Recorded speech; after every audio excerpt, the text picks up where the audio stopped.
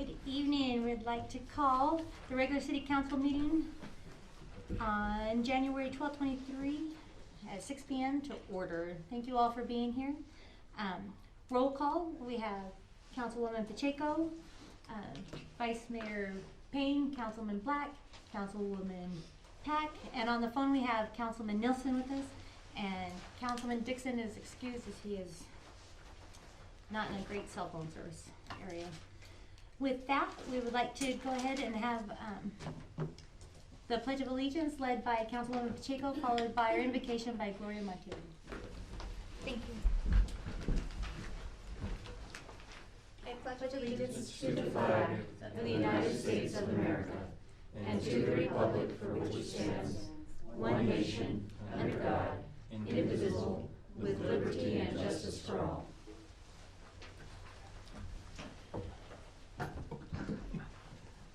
Dear Heavenly Father, we come before you this evening, Lord God, and we ask thee, Lord God, put your hands upon the council members, each and every one, and our city manager.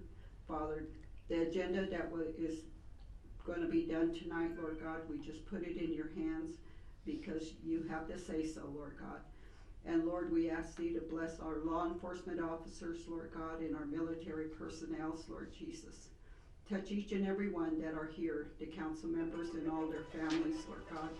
We give you all honor and glory and praises because you, my Lord, is worthy to be praised. In your precious name we pray. In Jesus' name, amen. Amen. Thank you. All right. Thank you, Gloria. All right. Moving on to item number 4, consent agenda for the December 20th, 2022. Everybody's had a chance to take a look at it. It's in your binder here as well. Right. Do we have a motion to approve this consent agenda? I'm not sure approve it. And do I hear a second? I'll second it. Thank you. Is there any discussions? Questions? Hearing none, we will go to a vote. All in favor say aye. Aye. Any opposed say nay. All right. Approved. Thank you. Number 5, call to the public for non-agenda items. There are none. There are none. And call number 6, call to the public for agenda items. There are none. There are none. Thank you. All right. Moving along to new business for discussion and possible action. We have the Henning Block building assessment update. Will we have Robert Graham on the line? He's gonna be on the TV Okay. through Zoom. All right. Love technology. I know, we just had it working. And I My was like, screen just went. okay. Oh, There There it you is. go. All right. Is that okay? You guys can all see that? Yes, thank you. All right. Welcome, Mr. Graham. Thank you for joining us. Thank you for having me. Appreciate being here. Great. We'd like to turn the time over to you for the Henning Block building assessment update. All right. Well, I've got a little PowerPoint here, so let me get that up.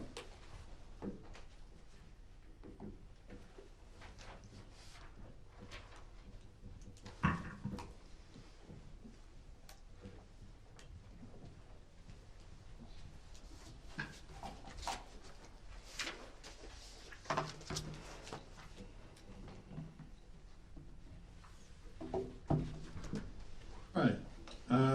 Well, Mayor and council members, appreciate your having me here tonight. My name is Bob Graham. My firm here is Motley Design Group. We're based in Phoenix. We are historic preservation specialists, and we're retained through various channels. I think we were actually hired through the county. Our main client was actually Stantec Engineering, which was the prime, but they pretty much just did project management. But they hired us to come out and do this reassessment of the Henning Block. So we were out there about, I think it was about 2 months ago, I think it was in November, when we made our site visit to see what's been going on in the last 30 years, because actually my experience with this building goes back pretty far. So there was a study done back in 1994 under the Ryden Architects name. I was at the time a project architect for Don Ryden, and you see that I actually did this report. So I was very pleased to get the call from Stantec to take a look at this building because I've kind of been following it over the years and always hoping that something great would come of it. So this report that was done in 1994 was pretty comprehensive. There was a full historical background created for the building. We field measured it and then did a system-by-system analysis of the whole thing. Unfortunately, after a few small episodes of repair, not much more came of that. So this is the floor plan that was in that original report, just to get everybody oriented. The 4 different segments of the building. North is up, and of course, I think you can see my cursor. The big thing that happened most lately, of course, is this is the piece of the building here where my cursor is circling around that collapsed, with the roofing being damaged above that and also back here on the back of the Sports Mercantile building.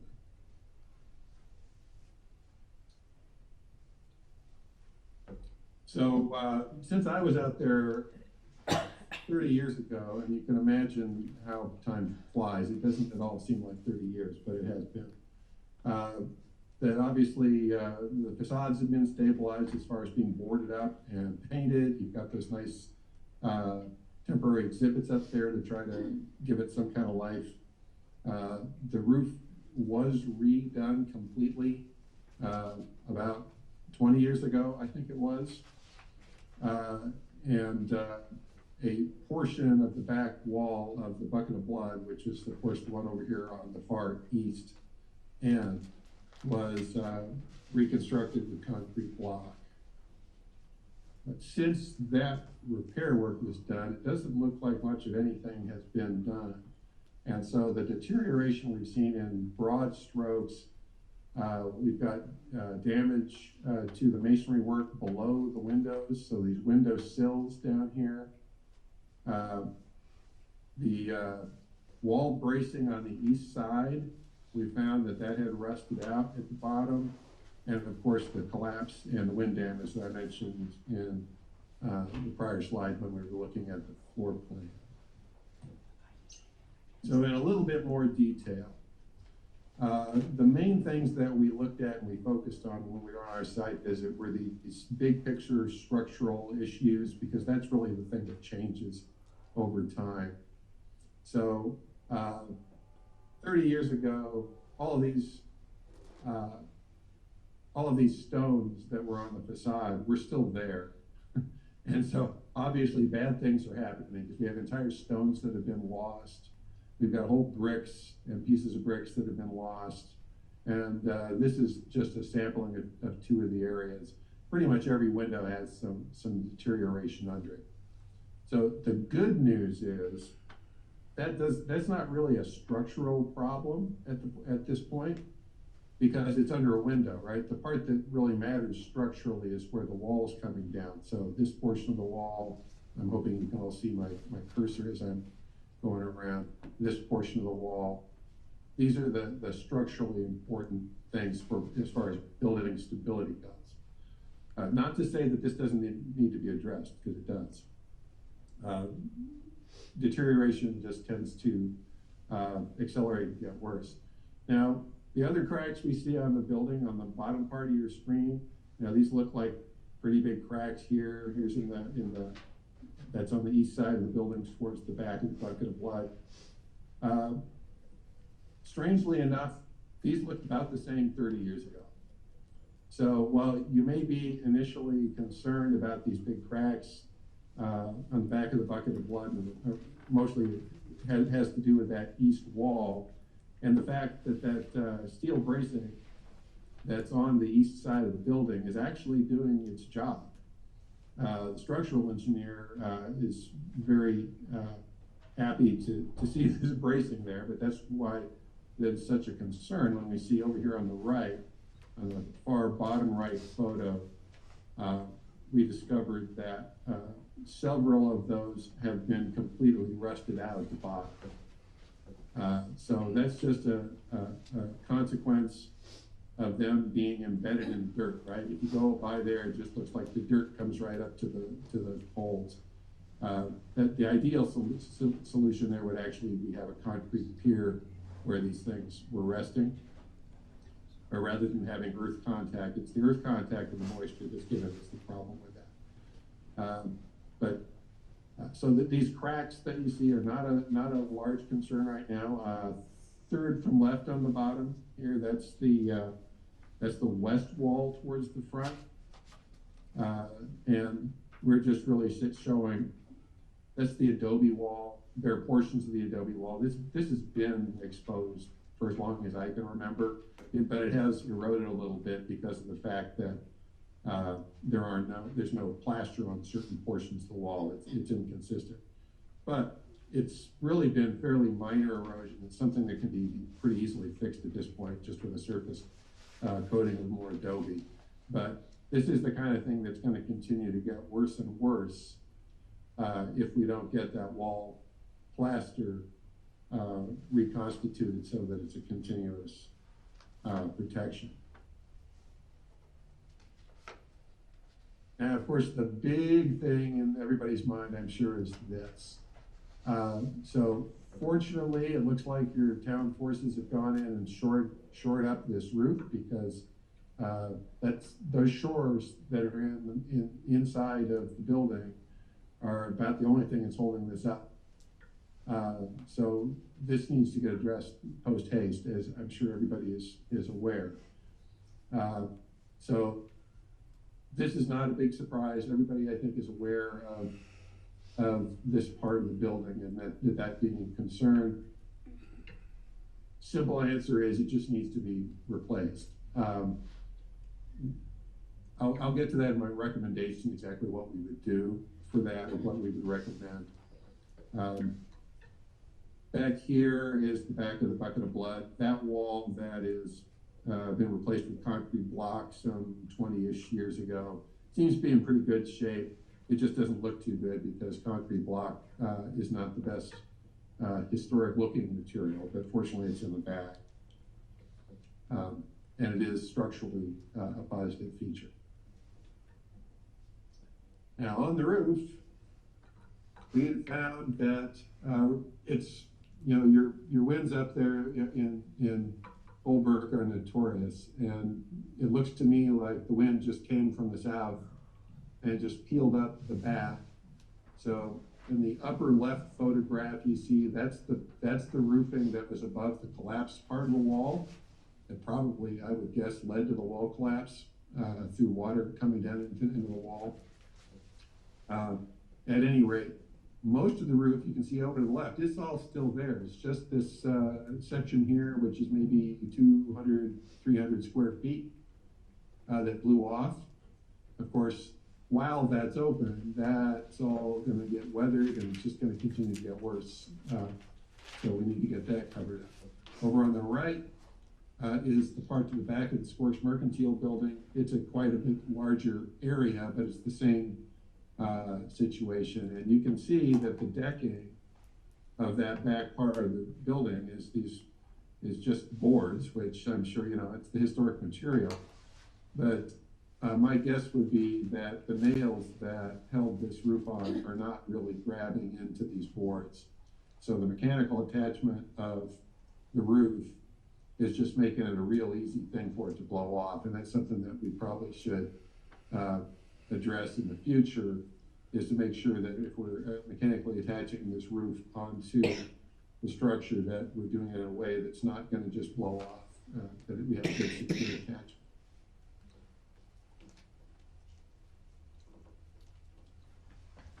So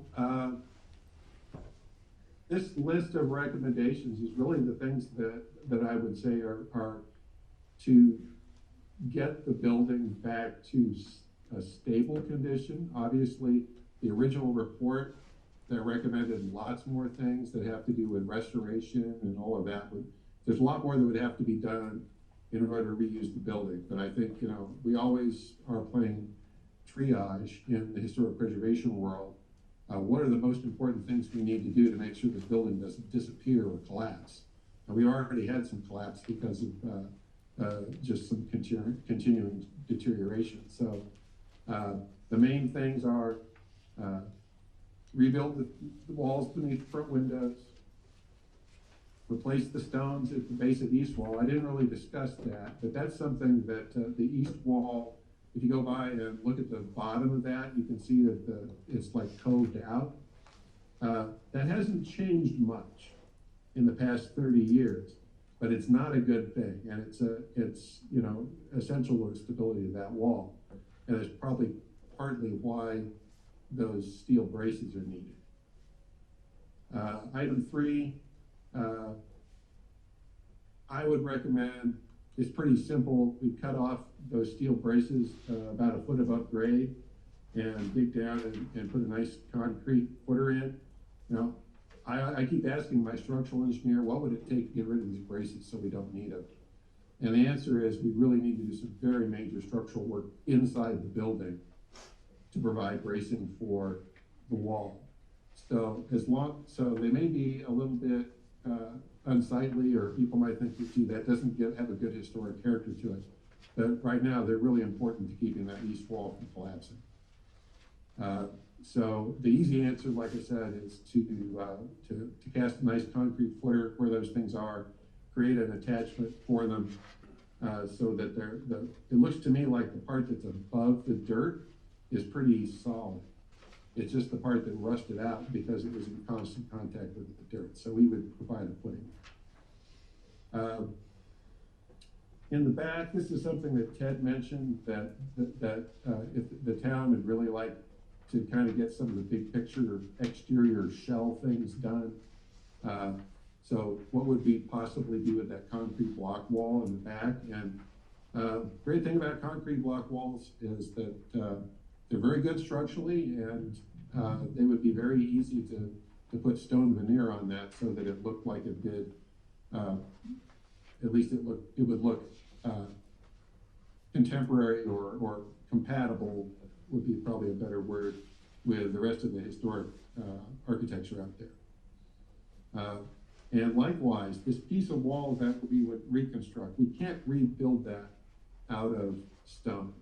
Now, the stone that was in there looks like it was laid up with an adobe mortar, so you know what that means. It's just stone with dirt in the joints. So when water hits that, the dirt just erodes out and it collapses. So if we're rebuilding something or building something new, we really have to still comply with building code for anything that we build new.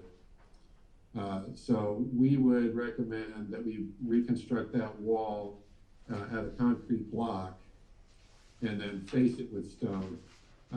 Actually, we could even reuse a lot of the stone that's laying on a pile out there that fell off the wall, cut it so that it's a little bit thinner, and use it as like a 4-inch thick facing layer. So, which would give it the same appearance that it did historically.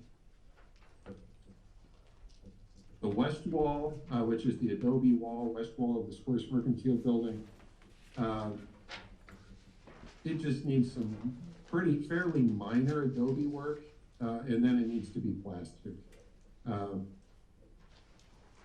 And the plaster is something that occasionally requires some maintenance, but doesn't nearly need the kind of maintenance that adobe does. And it should be good to go for many years if we have something on there to protect the adobe from just being eroded by water running across it. Item 7 here, I believe this roof can be saved. Most of this roof is actually in good condition. It's not weathered very much at all. The perimeter flashings and the connections that were away from the areas of damage all look pretty good. So in my view, this is something where we can go in and just have them have a good quality roofing contractor go in and just re-roof the areas that are now exposed, but we're going to recommend to take particular attention to attachment, and particularly attachment at the edge of the roof. Because if the wind can't get under the edge of it, it's much less likely that you're gonna have the same situation go on. But I would probably, I'm a person who loves to save historic materials and things like that. But I'd say that decking in the back that was not holding nails is too far gone. We really need to put plywood down on that so we have something solid for the roofing to stay there long term and have a good attachment. Which is what number 9 is. I would, as long as we have a contractor out there doing roof work, I'd recommend you also have him kind of check through the remainder of the roof. Maybe take a look at what kind of sheathing we have underneath to make sure that we don't have a larger issue that we're gonna have other areas blow off because the attachment is poor. So all of these things are things that pretty much respond to the differences in the last 30 years. I say everything else that was in the original report still applies. And those recommendations would take you up to a level of occupancy, or if there were a future owner that the town was looking at spinning this off to, it would give them a guide as to how to get to occupancy. And so that's what I found out in our fun day in Holbrook in November. Thank you, Mr. Graham. That was a great presentation. And I bet we probably do have a few questions. Do we have any questions from the council? We should, but I'm still taking it in. I know. It's a lot to absorb, and I appreciate the recommendations. I assume we can get a copy of this presentation? Sure. That'd be great, especially the list of recommendations. So as we go through our budget talks and as we're trying to figure out where to start and what to protect first. So Right. we appreciate that. So Do we have an estimated cost? Do you know, estimate? I don't. That wasn't really part of our scope that we were hired to do it initially.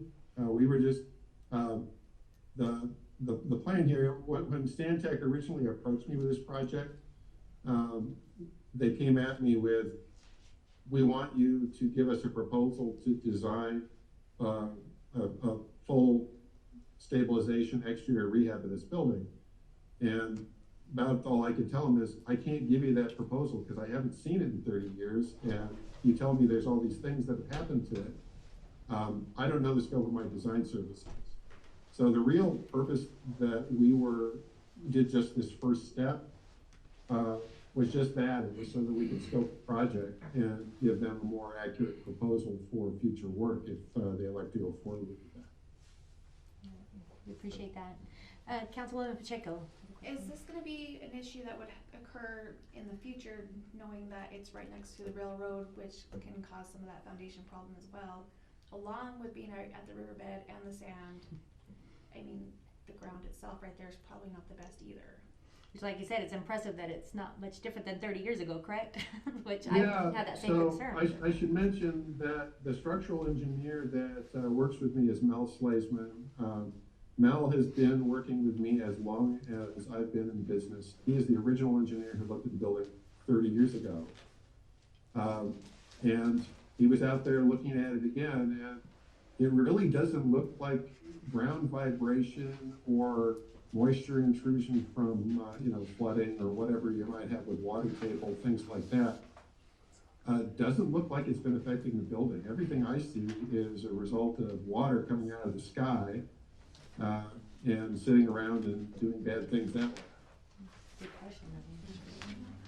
Did you have a follow-up? No, because that would just answer, if it lasted 30 years at this point from the last time, if you can repair it and re-sound, it would last a lot longer than 30 years with newer And hopefully we'll find somebody that wants to do something with it. Yeah, that'll be the next challenge. How much is it gonna cost? So, Councilman Nielsen, did you have any questions?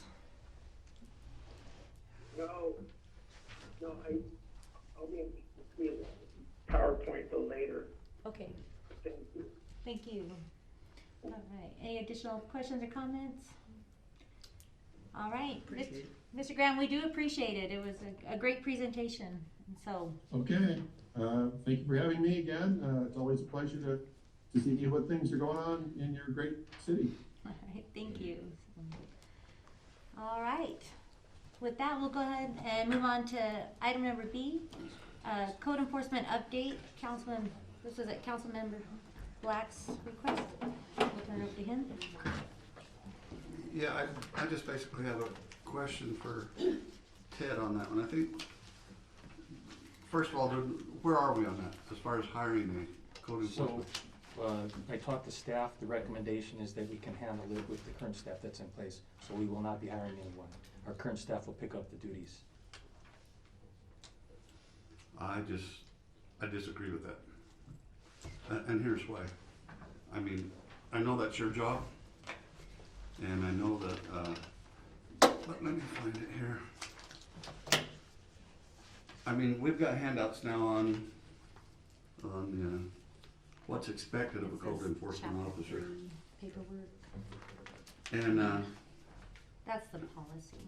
well, that's a policy on it. But here's the thing, where we are now in Holbrook and how much we have to do to even start going forward with Holbrook. We need a strong code enforcement officer. I mean, we gotta have somebody that not only finds the problem, but then stays with it. They've gotta find out who's responsible for it. And if they do issue some kind of policy to them, some kind of instructions for these guys to do, they need to follow through, make sure it's done. We need somebody from start to finish on this. And I'm just afraid that if we try to divvy that out with current city workers, we're gonna fall short again. And I feel like we've already done that, and that's why we're kinda in the problem we're in now. Nobody follows through on it, basically nobody solves the problem from start to finish. But I mean, that's just my opinion, so. So Manager Soltis, if I may ask, is it gonna be divided up between multiple employees or? Just one employee. Okay. So, go ahead, Councilwoman. Did you say that you did discuss this with the current employees and they Yes. so they were in agreement with that? No, their recommendation was that That's- we can handle with current staff. So Okay. I support the decision. Well, yeah, okay, so they recommended that. Yes. And do you know which department, which part of the city would be in doing that? Same department does our building inspections right now. And then I know part of the policies, I was reading through the policies and that's what we'll go through as a council, is we'll review it and make sure, you know. I'm not sure the last time the policy has been reviewed. Do you know, Manager Soltis? I'm sorry, which The last policy? time that code enforcement policy from the city codes have been reviewed and updated? I don't know.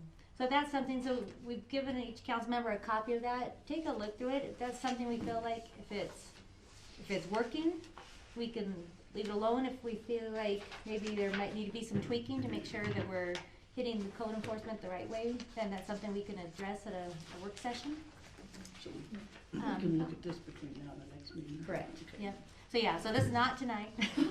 Thank you for that clarification, though. Not a speed No. reader. Exactly. We've handed out a lot of paperwork here, Yeah. but most of it is just for us to take home tonight and research for the next one. I apologize, this was given to us late, but we have it now, so we'll be able to look at it from now until the next meeting.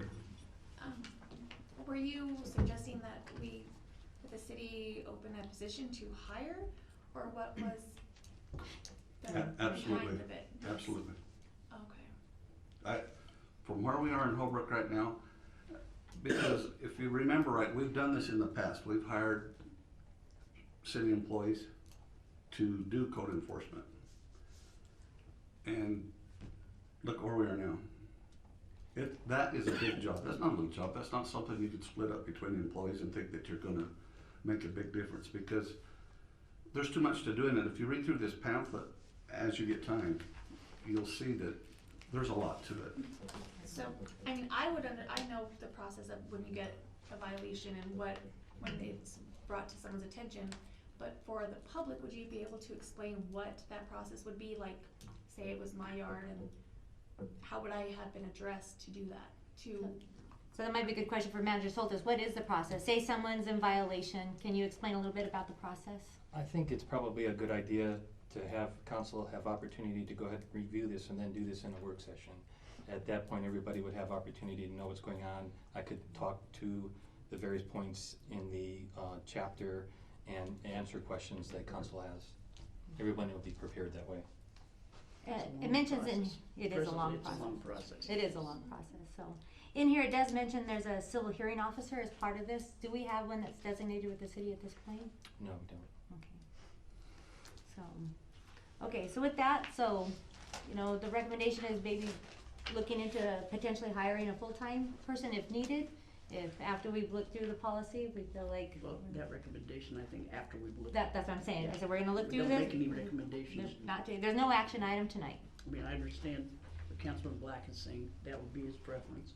Mm-hmm. And it might be more, if we get, but we just need to look at everything and maybe, it's just not gonna be overnight with anybody. Oh, I understand that. The whole Yeah. process that we're doing right now is not gonna be overnight. No. It's a long haul, and we gotta It get is. started Okay. somewhere. It's a So- long haul. All right, so with It's a that, process. we're gonna go ahead and table this and understand, like, we're all gonna go home, do our homework.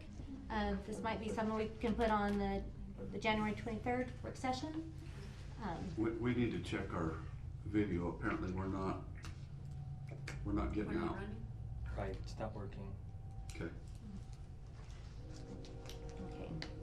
Okay, so with that, everybody's homework assignment is to read through the policies.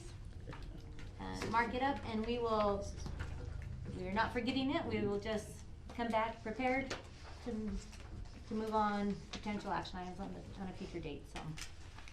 All right, with that, we will move on to item number C, potential hiring of an economic development director, Councilman Black. Again, I just ask Ted where we are with that one. Or, I mean, I know we don't have one. Are we looking at one? What are we doing there? So if you read the present budget that we're operating under right now, in the city manager's report, I do the economic development. We're gonna continue in doing it that way.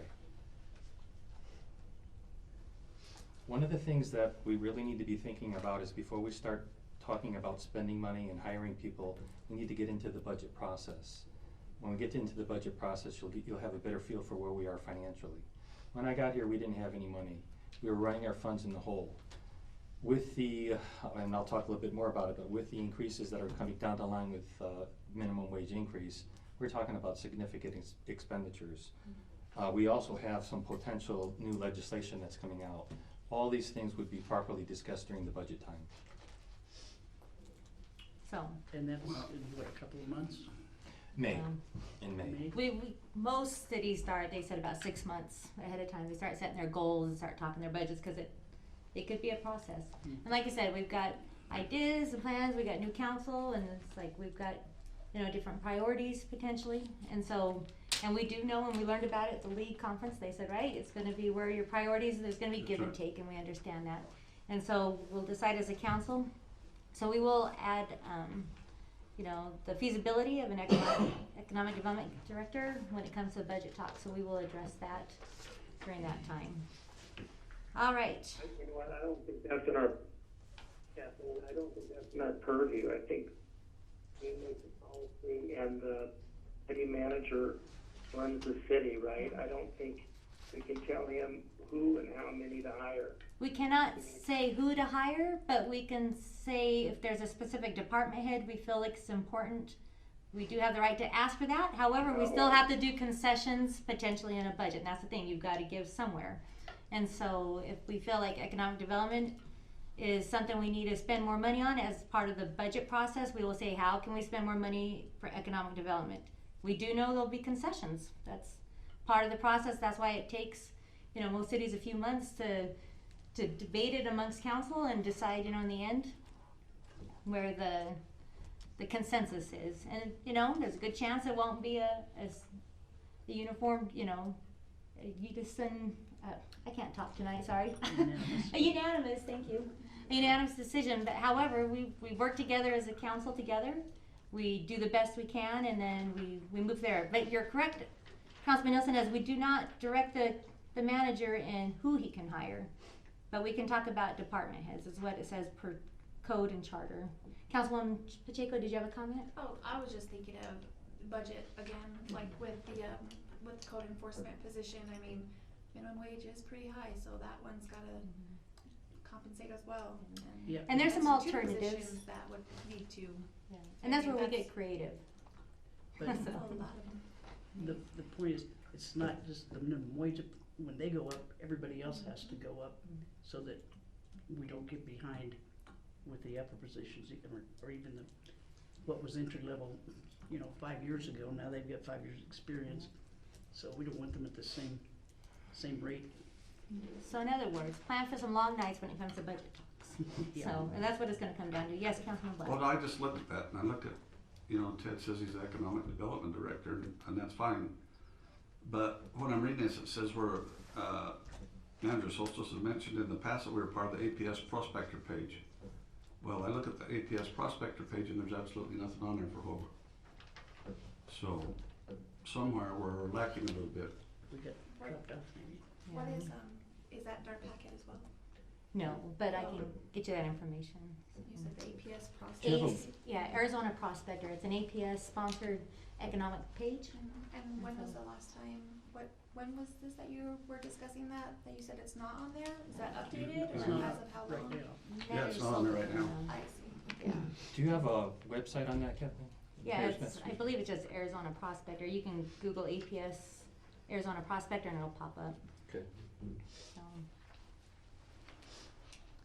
All right, and and it may not be in the budget, but we can figure out, okay, where do we, because the managers wears a lot of hats, just like a lot of our employees wear a lot of hats, and so as a council, as we set our 23-24 budgets, we're gonna say, hey, these are our priority projects, this is what it was in the past, cause that's what we needed it to be. Moving forward, it was like, okay, we've got a kind of a grasp on that priority project, so what's the next one? And so if we can say, hey, we need a little more direction and attention towards this topic, we can do that as well.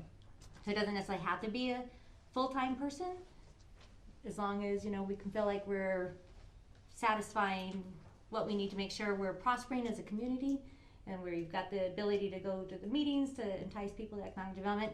I go to Real Arizona, they're the Navajo and Apache County's economic development arm. They've got a lot of resources. I'm hoping the city of Holbrook will join them.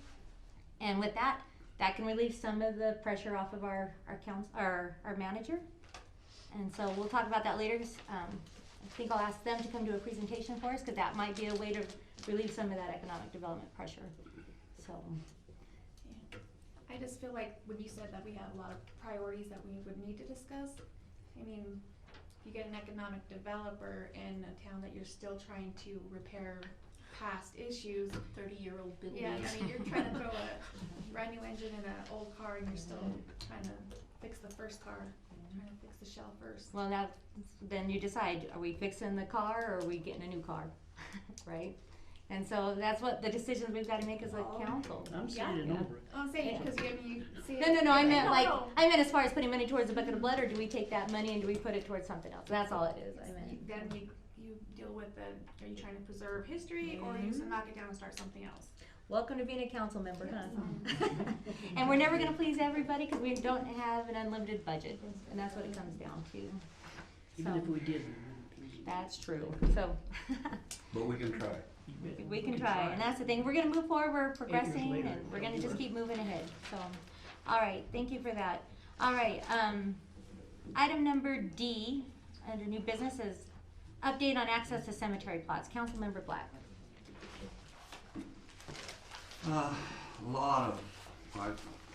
Quite a few citizens have expressed their sorrows of what shape our cemetery is in, and so I gotta be honest, I hadn't been through there for a while. So I did go over there and I took some pictures, and you guys have those pictures now. And going back, on March 11th, city council meeting on March 11th, we had a big to-do, if I remember right, it was Miss McPherson that had a big issue with what was going on there. And from what I'm seeing in the Holbrook Tribune, and from what I was hearing also, that these issues were being taken care of, that they were taken care of. I'm telling you they're not. So, you guys have the pictures in front of you, you can see what I'm talking about. And also, when I go through that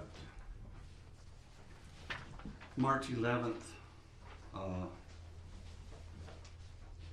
council meeting,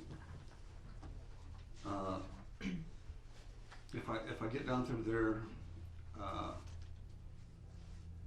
let me see here, give me 1 second here.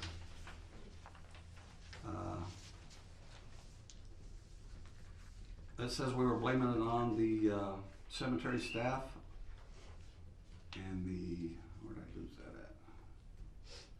Cemetery staff and a funeral home vehicle were the problem. I don't know where we come up with that, because you go look at our cemetery, and in my opinion, the problem is the layout. I don't know who did the layout, I'm not blaming them, I'm not asking who did it, but I'm saying the layout of the cemetery is not good right now. You can see where the vehicles they used ran over the headstones. But to this date, today, that headstone has still not been reset.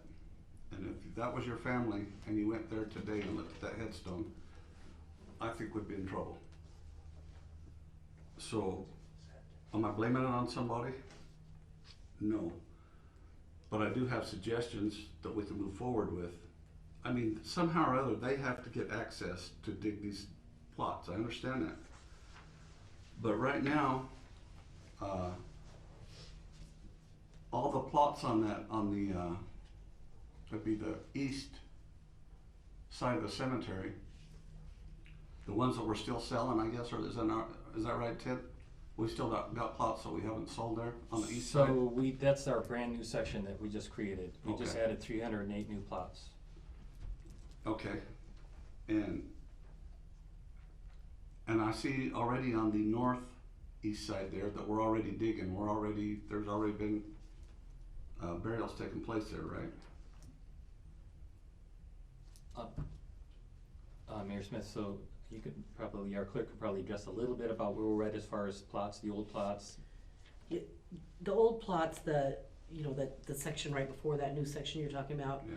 there's probably about 5 or 6 plots left in that. That's why we went ahead and added on, because in this section, we've probably, I mean, I don't have the numbers because I didn't know this was gonna come up in the meeting. I wasn't sure what the agenda item was. But we've probably sold, what would you say, about 30 plots out of that so far? And we only opened it up A couple years ago. not even a couple of years Was it ago, just last year. Last year, okay. We've already sold at least 30 plots, and there's probably another 50 that have been reserved in there. So they're filling up fast. I understand that, and we keep filling those the way that we're doing now. To the previous plots that we sold, we're gonna have the same problem, so. What do you mean, if we keep filling them the way we are? We fill them with Can people somebody pass come out. in and No, just no. pick anywhere they want? Or Yeah, is there because an they order, wanna be- so? They want to be buried next to other family members, that's the biggest. Right. So we do let them choose, they are purchasing the property. So Okay, for instance here, okay? And I just took this down, they're all over, they're laid out like that anyway, but 1081, 1184, and 1287 are all in a row going east to west. Is that in here so that we can No. refer to it and look at it? No, I'm just they're like, all you have over there right now is a little marker from the new places that they've set up to sell. So you have one here, one here, and one here. And then your wall. So as we sell these, we're gonna be running over more headstones. We're gonna be running over, because that's the only way these guys can get there to dig these graves. There's no way around it. I looked at it, I walked up and down. There's no way.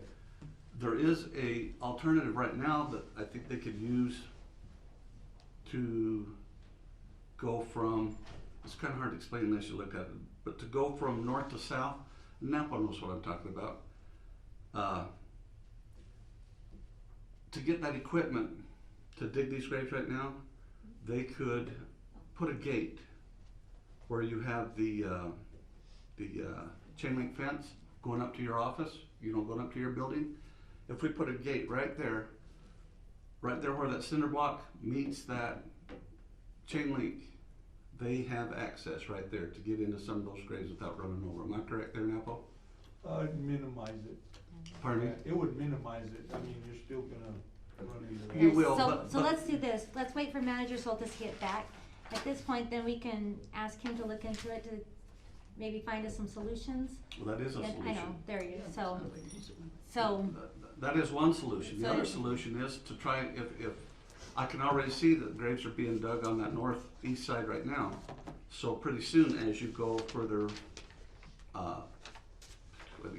further south, then that access point with that chain link fence is not gonna work, right? That gate will no longer work. So then the other option is to come along where the brick wall is on that south side. Put a gate in there, where you guys have access to come in there. Unless somebody has a better I'm just trying to offer suggestions that these guys can work around, instead of us blaming them for running over these things and not taking care of what we got. Let's find a way for them to do it properly. And looking at, did you take Yes. these pictures? So I'm trying to figure out where this is at, and it looks like it's an actual road that's literally been driven, and so there's no way to avoid these it's two not a headstones. road, that's actually right through the cemetery. That, yeah. So, do you So the road's right here in front, you park right there, and that's how you walk to get to those spots. okay, and how, well, is this an area where the newer plots are being? So the plots are back against that back fence. Okay, and so that's the only access is from here to get to that back area? That's what Councilman Black saying, if we could maybe put a gate on that block fence, or there's a chain link fence on the other side. I Do you believe. know what the actual, what's allotted for the distance between plots and headstones? I mean, is it supposed to be wide enough Would for you know a that, vehicle? Lisa? So it's 5 by 10 and they're right next to each other. So, I mean, it'd be, Well, like you said, there's probably no way not to run over them. How do we Yeah. minimize it, I think is the And question here. if there's been quite a few burials lately, I mean, that's a lot, and then with the weather itself, it's. Well, here's the thing, if you look at that picture just like that, we've ran over it, okay? Right. We've run over the headstone. And, I mean, and what, was that a recent picture? Yeah, that's like, last week. So maybe, wouldn't that be something that should have maybe be brought up with their department head? Like, maybe that's just a training issue, maybe not necessarily it's a issue that happens every time on every. There's no other way to get to where these guys had to dig the other grave. They have to get through there. So the concern is here at the council, it was addressed last year at a city council meeting It did get towards the taken care public, of. so I feel it's just a way to show the public, yes, we're still aware that there's still issues, and we're And- addressing it. If you can tell, I mean, maybe whoever was driving, maybe, I mean, I don't know if that's a mortuary vehicle or a personal vehicle, that it clearly could have probably went over about another foot and missed that headstone, or would it have went on to another one? You would have probably ran over to another one on the other side. I mean, they didn't do that intentionally yet. I think if you get a minute, you need to drive down there and see what these guys have to work with. Yeah, oh no, I was hoping I knew what we were gonna discuss, Yeah. because I'm trying to figure out where these are at, or what area of the cemetery. So who laid out the new So I have a picture of here of how the cemetery is laid out, and you'll see that the entire cemetery is laid out the same. This is how cemeteries work. It's just kind of like your home. Every plot touches every plot. There are no roadways, there's no pathways. This is just the nature of cemeteries. Ideally, what would have happened in the middle section is, and that, my understanding, this happened for some time ago, they didn't allow any cemetery stones. Ideally, you would finish your cemetery section with no tombstones, and they could do the burials and all that. Once that section is completely filled up, then you can talk about perhaps having the higher tombstones. So at one point, it's my understanding, they did not allow tombstones, and then there was a change, this is my understanding, I don't know if it's true or not, that then they allowed tombstones. The bottom line is, this is, nothing has changed, this is the same design, every plot touches every plot, and when you bury someone, you have to run over the next plot. I'm sorry, that's just how it works. That's how cemeteries work. Yeah, they all, every plot touches every plot. So Manager Soltis, is there a way to still kind of mitigate it to the least amount? Is there a possibility of opening up some gates so they're coming in through the back, so they're not running over it? No, so there's a Yeah. large, NAPO actually has a can. there's a large Yeah. drop-off. I'd like to mention that it's just, this is winter time and we get a lot of moisture well, this year we did. So the roadway is actually gonna look worse than a normal day, you know what I mean? It's gonna look weathered. As far as when you get back into the summer, it's gonna green up, it's gonna look beautiful again. Can we though, Napo, can we, and here's the concern, okay? You gotta understand, the people that are looking at this, like it was their mother, their father. I got a mother and father in there too, sir. Oh, okay, and I understand that. But once we do this, once we see what we've done, can't we go back and either rake it out or reset the headstone that we ran over and moved another foot? Yes, You know? and it has been done, it's just, the grass has gotta grow back, when you run over it, it's gonna take it away, it's gonna be mud. Well, there's one headstone right here, Napo, that's, That headstone, yeah. we and remove, it- like, and the it tire is like tracks that. and things, Yeah, it's got tracks over it. The mortuary drives through there, we have to drive through there, who knows who drove over it? But this is the main reason why we didn't want those tall headstones that the council actually approved. It's gonna happen, So, but they're gonna be in the way. so staff, you're saying there's no And way what to happens mitigate is- this? What happens is, instead of having the headstones, where we could remove them, they put caulking on it so you can't remove it. So there's either you're driving over it or totally missing it altogether. Running over another grave. my question is, Napo, you have the pictures, like, Alec, Jay, John, are you seeing that one? Yep. Can we not go Monday, or I know you guys are off tomorrow, can we not Or Tuesday? move that back where it belongs? Move it back onto the. You see what I'm talking Is that about? what you're When we saying? ran over it, it moved, it shifted to the side like a foot. There's a hole, yeah, we could dig that up and see if we could put it back on there, but I'm just saying, it may be bigger than what we're looking at, because you can't. It looked like to me that you could shift it over, but you know more about that than I do. And I'm just saying for the comfort of the people that, you know what I'm saying. The one who, is this somebody that came in to, or had talked to you, or had said there was an issue if they could move it back, or did they go to the city hall and mention it so that it could be moved, or if there was a reason why it was moved? No, it got ran over. But how long ago was that? Just barely, all the other tracks you're seeing, it got moved over whenever we dug that last, a week ago, 2 weeks ago, whenever it was. Also within the last 2 weeks? Yeah. Did the family mention something so No. that city was aware? No, So they didn't mention it, so we noticed it? yeah. Okay. Because, The whole tire thing that you're seeing on all these pictures is one picture. It's, oh, somebody went in, maneuvered around to dig that, one of the graves back there, and they ran over all of these that you're seeing. Or the mortuary. yeah. Yeah, oh yeah, whoever it was. I mean, I'm not So, saying, and maybe that's what we need to do as a city as well. Let's reach out to the mortuary, ask them to, try to avoid any gravestones if they can. If they can go back and show a little respect at the end to make sure if they've got the tire tracks to, just do their due diligence at the end to make sure it's cleaned up and we leave the grave sites respectfully for when the family does come to visit.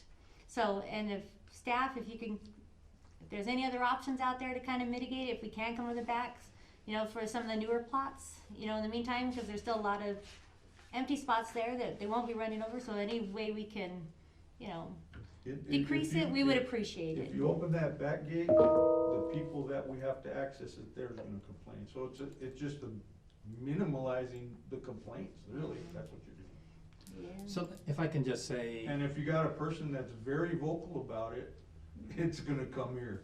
So that's what I'm saying. so the key is, whenever you're aware of something like this, anyone complains to you, let us know and we'll take care of it. Earl's doing a very good job over there. As soon as he's made aware, as soon as I'm made aware, he's out there and he's fixing it. That's really what the key is. We just need better communication. If something happens like this, let us know, we'll get right on it. well, did we make a commitment somewhere down the line that we were gonna get those fences painted? Yes, it'll be in my report. Okay. That's all I have. All right, thank you. All right, moving on to item number E, update on the 22-23 city goals.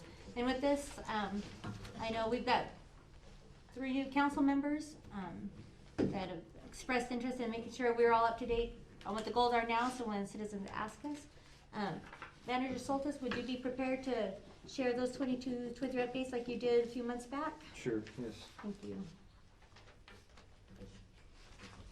Okay, so it's kind of an update. I have the same update. I always give updates. This update was given some time ago, and then all along the way as we make progress, I give updates every council meeting. So I'll just go ahead and review this because you're right there, some new folks are.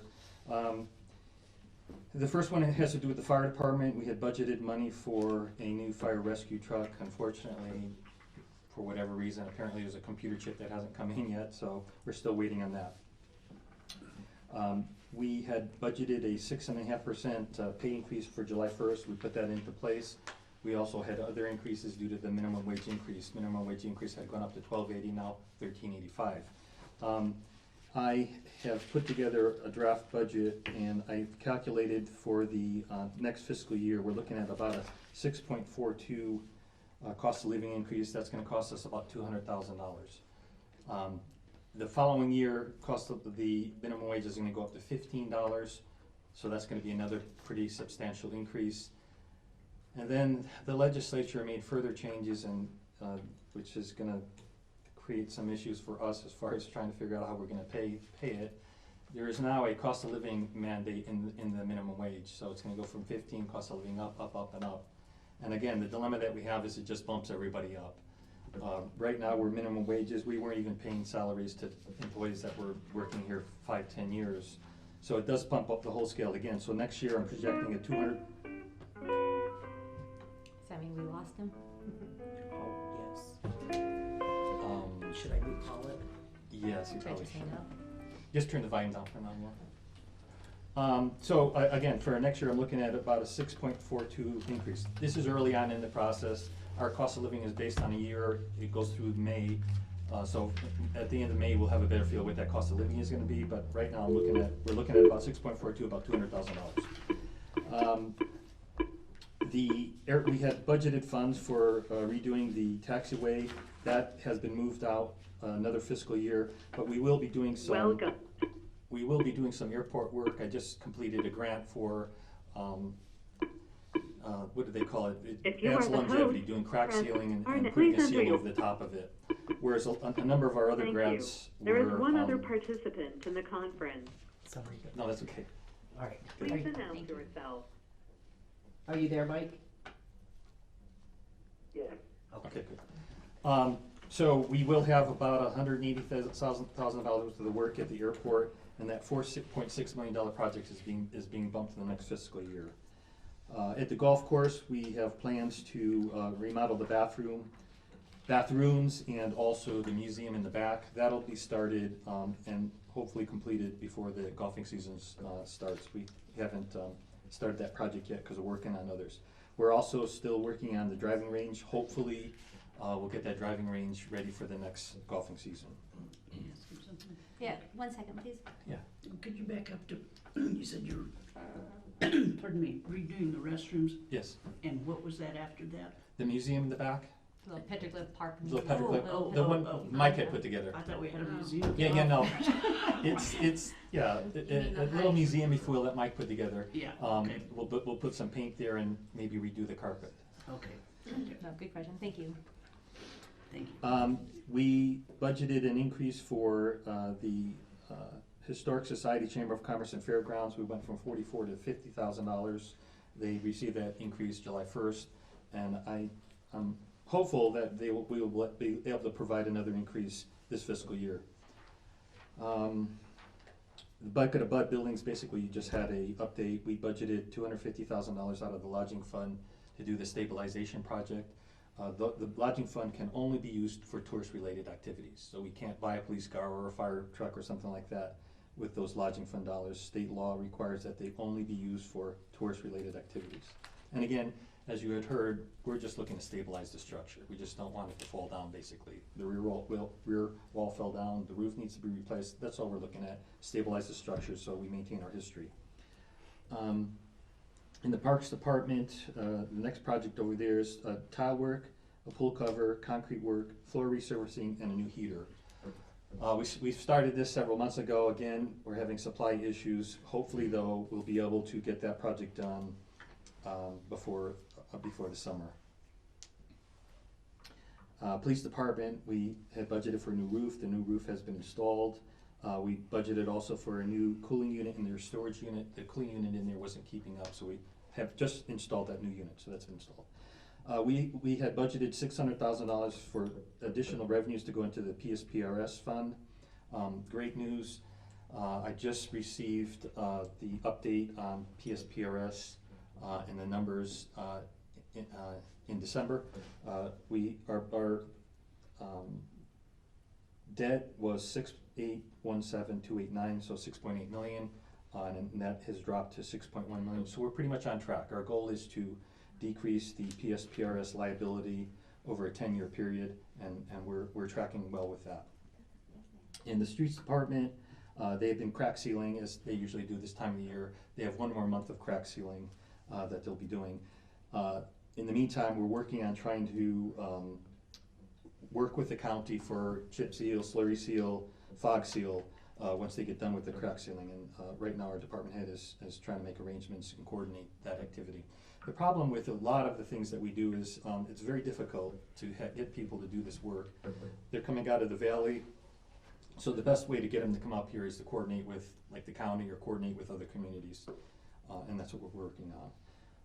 In the wastewater department, we talked a little bit about that. Our VACCON is older, not in very good shape. We had completed $50,000 worth of repair work on that. Good news is our new VACCON truck has arrived and it's ready to go. That was a big feat, not an easy one, very, very expensive. We had to wait until we had sufficient revenues in a variety of funds, water fund, wastewater fund, capital funds, before we could afford that. But a very, very important piece of equipment. Our old one was constantly breaking down. Now we have a reliable piece of equipment, so that's good news. In the cemetery, we had a repair, part of the wall that had to be repaired. That's been done. The next project will be to paint the cemetery wall. That'll be scheduled next spring. And then we also have some stucco and marble work on the mausoleum that they're going to get done over there. For equipment, we had ordered a new dump truck that has not arrived yet, but we did get in the track hoe. The idea of the track hoe is a much lighter footprint. For years, we've used a very heavy piece of equipment, a very heavy dump truck, and it would make grooves in the ground, and the new equipment is working really well. It's very maneuverable. It takes a little bit more time. It's not big as our old equipment, but that's what we need. We need to not have such a heavy footprint over the various sites over there. So that's working out really well. The sanitation department received their new backhoe that we had budgeted for. It's in and they're using it. Great, they're grateful for it. The old one was, as a matter of fact, one of the backhoes they had, the wheel fell off of it. The other one, I can't remember, they put gallons of hydraulic fluid in it, I don't know, weekly, and fortunately we have a new backhoe, we don't have that problem anymore. Finally, another issue that's coming up that is really worrisome is the legislature is contemplating decreasing sales tax revenues on food. That we're tracking the bills. That would cost the city $360,000, a little bit more than $360,000. We don't have that kind of money. So with the cost of living increase for minimum wage and the resulting increases, should this go in place too, we'd be in pretty big trouble. As was mentioned, we have really our equipment, our buildings, everything have really gotten into pretty bad shape, and we've been fixing up our buildings. City Hall is an example: new carpet, new paint, the gym, the rec center, and we're wrapping up the community center. We have a little bit of work that needs to be done. The kitchen's just about done. We had hoped that the new heating cooling unit would be in. It was supposed to be in last week. It didn't come in. Same thing. We're still having issues with parts and so forth. It should be in on Tuesday, and we're really excited about that because the rec center is just constantly rented, and it's nice to have another option for folks. It's a little bit less expensive. It's a little smaller than the rec center, but it's a nice option. And I don't think I mentioned that. So in the Parks Department too, they're wrapping up the baseball field project. This week they're and next week they're working on, well, it'll take a little bit more time than that, replacing all the benches. They're working on Liziski Field right now. The benches that the players sit on, those are being replaced. And then finally, working with APS right now on trying to figure out how to get lights in Barrow Field. That's something that they've been working on since the field was put in place. Our first attempt, the cost came really expensive. And I just had a meeting this week with APS, and we're working out so we can work together and find a way to cost-effective method for getting those lights in there. And that's all I have. Thank you. All right, thank you. Did anybody, Councilwoman Pacheco? What was the amount of that decrease on the food tax? Around $360,000. What was the percentage though they went down? It was going. Their percentage of our take, I had that. Sorry, I don't remember that. You just said it right when you said the legislature was, you were reviewing and following the bill on that one. So about $360,000. Was the decrease of what it would be on our end? That's what our cost would be. We would lose that much money. Yeah, okay. So they're trying to eliminate the food tax, and they've also talked about the residential rent tax as well. So call our elected officials is what we need to do. So, and there's other cities that are concerned. I was just talking to Keith Johnson this afternoon with Pine Top Lakeside, and we said maybe the cities need to get together and, you know, reach out to our legislators as well, because it is gonna be a big chunk. Yeah, and it's so, we have weekly meetings when the bills are coming up, where are the bills out, and then they'll send out like alert. They'll say, for example, this bill is coming up at such and such a committee, contact your legislatures, and that's what we do. I know Mayor Smith has got a contact over there, and we get weekly, sometimes daily emails, but that's something that we really, really need to pay attention to. The hard thing about that sales tax is it's really hurting small communities. Large communities might be able to absorb it, we can't. We couldn't afford to lose that kind of money. All right, did anybody? I do, Council? I have on rec centers, I mean, I have a question for you. Have we ever looked at the golf course, the upper story on that? Not yet. So what had happened with the golf course is effectively it was put out of commission. Everything was broken, and so what we've been doing over the last several years is we've been purchasing new equipment. If you take a look at the budget for the last several years, we've bought a number of things.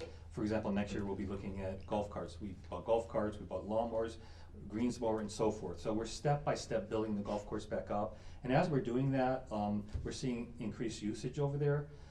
We're not yet ready to be thinking about what to do on the second floor. Like this next year, we'll be looking at golf carts. And the dilemma with the golf course, like everything else, they've really like doubled and tripled in price. So we're just building up. As we're building up revenues, we're also building up the staff. For example, we essentially closed the shop down. We didn't have revenues, we didn't have personnel, and now in the summertime we have part-time staff that comes in. And so they were able to staff the lobby area. We did something to increase revenues. We brought in a cooler. We also have a heating unit.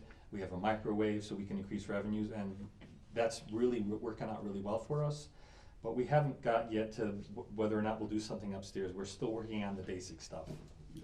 Suggestion for you, I was up there looking at, and I've had people ask me why they want to have weddings out there. They want to have get-togethers just like you do across the street, and so I went out there and looked at it, and it really won't take much.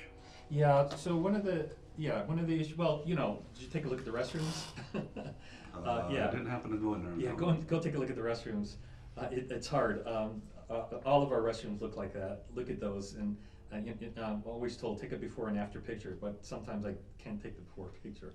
So yeah, we're not quite there yet, but one of the things that I talked to Steve about the other day, and this is new, again, we just had basic equipment. Our lawnmowers were falling apart. We didn't have golf carts. We're just trying to build things up. One of the things that we'll have to look at, though, for that facility is probably a heating and cooling unit for upstairs. Apparently, when they built it, there's no heating or cooling up there. So literally, what he does in the wintertime to keep the pipe from freezing is sticks a fan in the hallway and blows it upstairs. So there's a few other issues that we'll have to look at, but I agree with you. I think that that's something that we can be looking at in the future. Right now, we're just trying to take care of the basic things. We'll eventually get to that point. Sorry. One other question on the cemetery, and then I'll leave it alone. I think it's a good idea. I don't know if you'll agree with me, but the new cemetery where we laid it out, and we have the 3 plots right in a row going north to south. if I had my way, I would take out that center section and not sell them and give these guys room to be able to drive between those plots. In the future, that'll end this problem you're having now. It might cost you a little bit of revenue because you're not being able to sell those plots, but it won't cost you near as much revenue as it does aggravation later on. And one other question on that. Are we moving beyond the cinder block wall out on the other side where the Legion is? Are we still on this topic? I'm sorry, Mayor. So- Point of order. Yeah, so these were goals and updates at this point, so we can come back and Guess you address shut that that, down, so. didn't you? Well, and the question is, and then we can find out if that's a goal or something like that. I don't know if that's a future goal that we can add to it. So this is for current goals, and then we will talk about that for future goals as we start talking about that. I had a question on the, when we were talking about the Odell Museum, are we talking about the trail? No. No.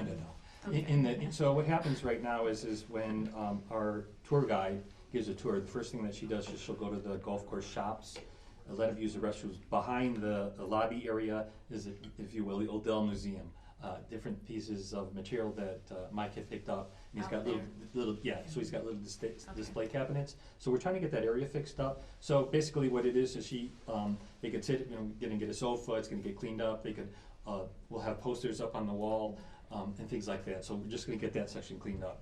I don't know if it's appropriate in our order of things, but opening up that trail to the public, I think would be really great. So that'll be something, we'll talk about our goals Yeah. for our 23-24 goals. Yeah. See, it's not just And you, also, it's Councilman Black. really, that place is really popular for bird watching. I mean, a lot of people, there's this probably surprises everybody, but there's a lot of birds that are unique to Well, it is this area. there's been a that- bird guide created for that spot. Yeah. So and actually after we're done with the questions about the 22-23 goals, actually that'll lead, with Councilman Black, and actually Councilwoman Pack as well, into our last statement. So is there any questions or concerns about the 22-23 budget update? Okay, so we're not ignoring you guys, we're just gonna move on to the next agenda item, which is the Growing Smarter legislation and the Holbrook General Plan. So, last week I was checking out other people's strategic plans in the area, from Winslow to Show Low to Snowflake to Flagstaff and things like that. And when I was reading through one of them, they talked about the Growing Smarter legislation, and so I Googled it, looked it up, and this paper in your packet here, this House of Representatives, says under history, it says Growing Smarter legislation was passed in 1998. It says the purpose of the Growing Smarter Act was to assist communities in developing strategies for dealing with population growth. The act also created a Growing Smarter Commission to consider additional proposals to manage growth and preserve open space. The next paragraph down, it says the Growing Smarter and Growing Smarter Plus legislation requires cities and towns to adopt a general plan. And farther on the end of that paragraph, it says the Growing Smarter Act requires each city and town to complete a general plan every 10 years. It's my understanding, our general plan is our strategic plan. Would that be correct, Manager Soltis? Or do we have a separate general plan? I couldn't find one. So we have an updated plan that was done in 2007. It's so since this is not talking about planning, we're doing a brownfield plan, and how does that fit into our plan? Is it going to be considered like a supplemental plan to our major plan? I'm not exactly sure. I'll talk about that in my report too. So how to tile it, I'm not sure. Bottom line is this, you are correct. Our plan needs to be updated. It is an older plan. That is something that we need to do. And so I think the question then for the council, because I've asked around to a couple of the different cities, and like I said, look at their websites. Some have a strategic plan that's like a 3 to 5 year plan, and then that goes along under the umbrella of their general plan that is required by the state. The general plan, if you look at the second document here, it says general plan. There are certain elements, and it's kind of really confusing. So if you actually just pull up the one that says general plan from the town of Snowflake, you go to, they just have it there. I think it was the last page of that. It basically is the same thing, is what it says in the general plan. The town of Snowflake general plan, policy plan. If you go to the very last page of that, it looks like this, the front of it. You go to the last page. So basically the general plan, this is from Arizona Revised Statute 9461-05 is a general plan. And there's certain requirements that the state is requiring each city to follow. And if you look at this, and Winslow does it, and it sounds like a lot of them, they do it. It's basically, you have to identify land use, growth areas, circulation, open space, water resources, environmental planning, cost of development, economic development, historic preservation, and administration and implementation. So some of these are only required if you have towns of maybe over 10,000, things like that. A lot of the towns, they went ahead and they said, like Town of Slovic says, the general plan exceeds the statutory required elements and includes the following elements. So this is another homework thing. We are not getting into it tonight. So we've got to decide, are we going to have two separate plans? We'll have the general plan that follows the legislation requirement from the Growing Smarter legislation, and then have a strategic plan that fits in there with the 3 to 5 year goals. That's easier to update.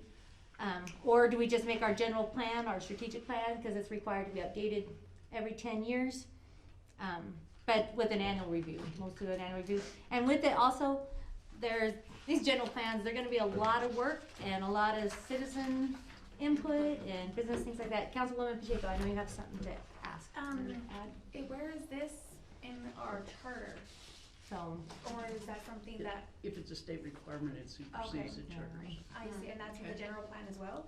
so if you go, so this paper here that says general plan, that is Arizona Revised Statute. So if you Yeah. go to Arizona Revised Statute, this tells you what its plan is. So do we not have one? We do. Well, so we have the strategic plan. If you go to our website, we have the 2007. Vice Mayor Payne just handed me this Holbrook strategic plan. It's a draft. I'm not sure was that ever adopted, because the website goes off of 2007, which is great that they've got a head start.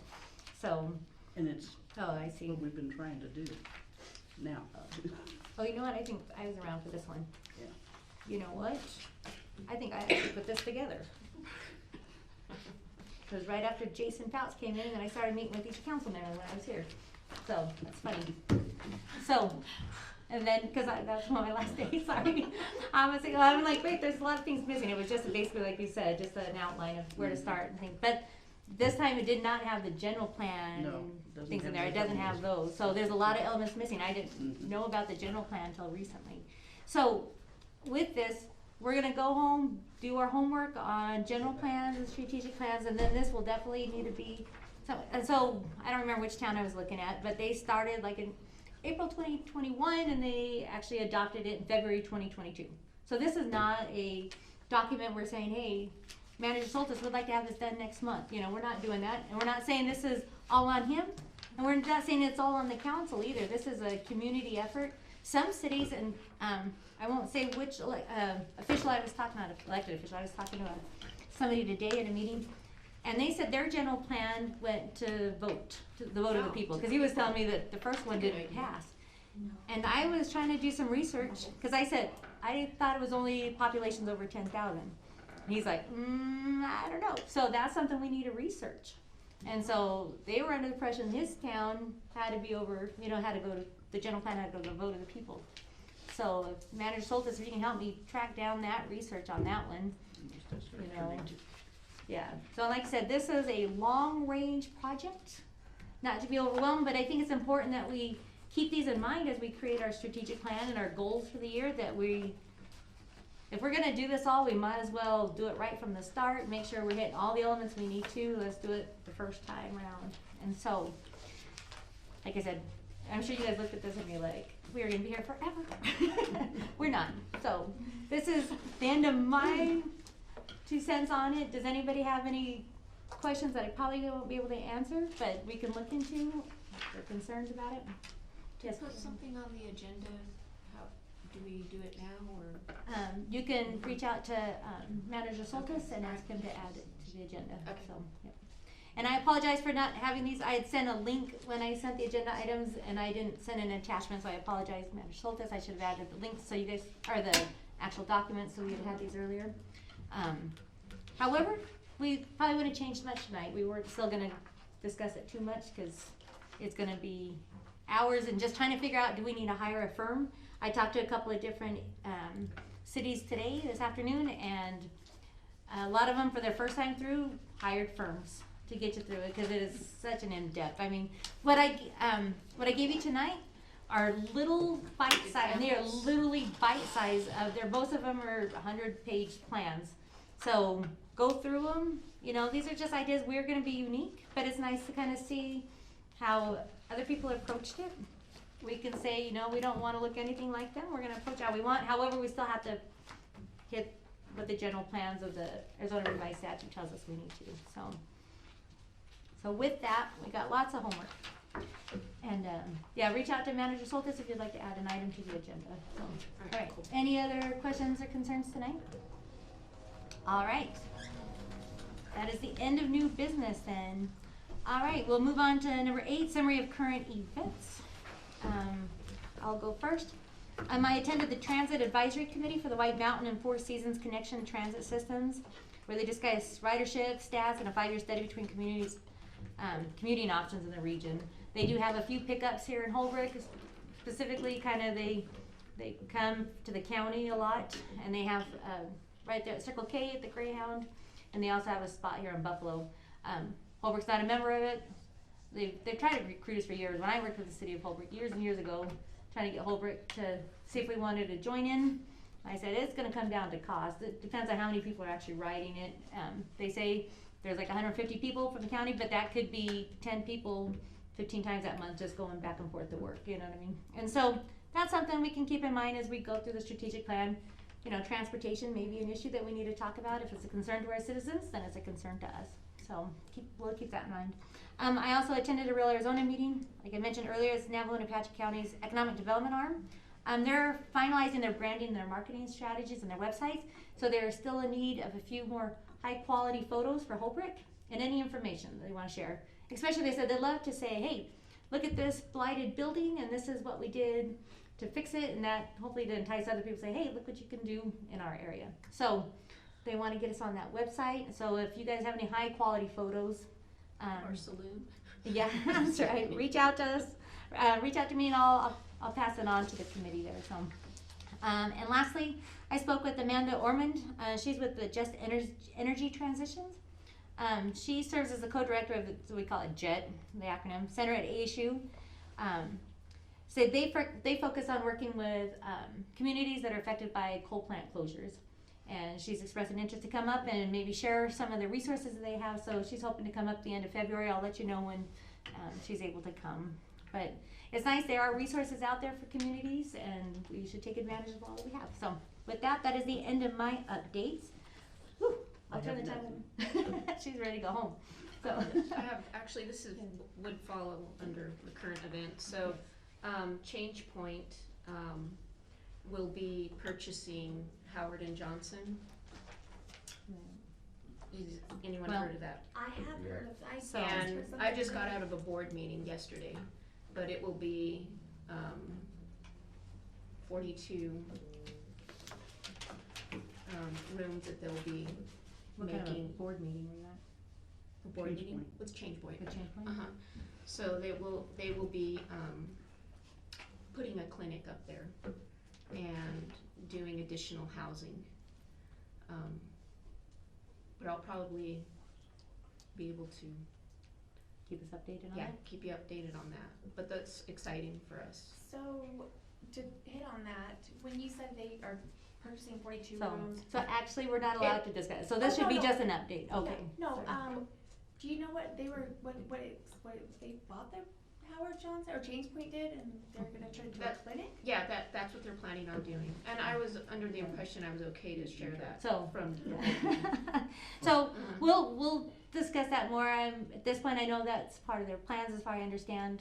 I don't know if it's a done deal yet, so we'll wait and see on that. So Okay. we'll keep us posted on that, because Okay, we'd like to stay posted on that. That's for sure. And the Change Point guy would like to address the council, so should I arrange that or just, Yes, that would be great. You can okay. work with Manager Soltis Alright. to get him on the agenda. Thank you. Councilman Black, do you have any updates? I don't, I have a question. And that basically is, where are we on our seniors thing, where she wanted the league to come out and give us more training? Because apparently we're sitting up here not knowing what we're doing, so it would be nice to know what we're doing. Manager Soltis, I'll do an update on that. Manager Soltis has reached out to the league. He's waiting still At to least hear it's not back family. from the executive director on that. So So he has not forgotten that, it just, over the holidays, we're hoping he'll get back on that, so, You can't get anybody over the so, well, so thank you for the inquiry, Councilwoman Pacheco, do you have any updates? I do, I have a couple. Perfect. January is Stalking and Human Trafficking Awareness Month. Our Holbrook High School basketball teams are going to Show tomorrow, and January 19th is an away game in Winslow. The girls and boys wrestling team will be heading over to Winslow for the annual Doc Wright tournament. And the Holbrook High School Choir and Swing Thing have been accepted to perform in Disneyland, and they're currently fundraising and accepting donations. They mentioned the best way to donate is through the Arizona State Tax Credit Program. This program allows Arizona taxpayers to donate to extracurricular activities and receive a dollar-for-dollar credit on their state taxes. And to stop by the high school or district office to do so or get more information. And as always, our local Holbrook Roadrunner Booster Club and 2023 Grad Night Committee welcome any and all parents and volunteers. We have plenty of upcoming events that we can use everyone's help with. And I'd like to give a shout out to 7-year-old Ben Watson. He and his mom were out for a walk and noticed an empty lot with a lot of trash and debris. He asked who picks it up. She replied, "Nice people do." And he said, "We are nice people, let's clean it tomorrow." And they did. So it was a big job for a little guy, and from what I understand, he didn't complain once. So Very we nice. need more kids like that and a lot more adults like that as well. Thank you, that is fantastic, thank you for that. All right, Manager Soltis. You Okay, might deal sooner. Oh, I'm sorry. Or friends. She said she didn't have Okay. any. Councilman Nelson, did you have any updates? No, nothing, thank you. All right, thank you. All right, sorry, Manager Soltis. as I had mentioned earlier, a new heating and cooling unit will be installed at the community center. It's actually exciting. The old heating unit's been there since the building was built, and there's a swamp cooler in there that just doesn't work very well, so it's gonna be really nice. Mike did a fantastic job in the kitchen, the restrooms have been done, new lighting, new flooring, new everything. So hopefully within the next couple of weeks, he'll have that project finished. Really did a nice job. One day also, I'd like to go on a tour with all of you, take you around to the various facilities, kind of show you everything, and we could make an arrangement for that.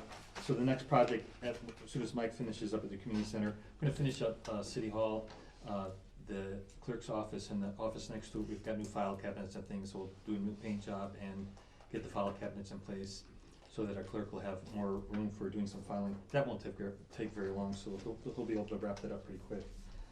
Then, as I had mentioned, the restrooms and the museum at the golf course. Street department, as I mentioned, they're finishing up crack sealing this month. Parks department, as I mentioned, they're installing the new benches at Liziski Park. And then I also mentioned APS, we had our meeting for banner field lighting. Hopefully that's gonna work out. They've been working on that for many, many, many years. Let's see. And also today I had a meeting with them, and I've talked on a couple of occasions.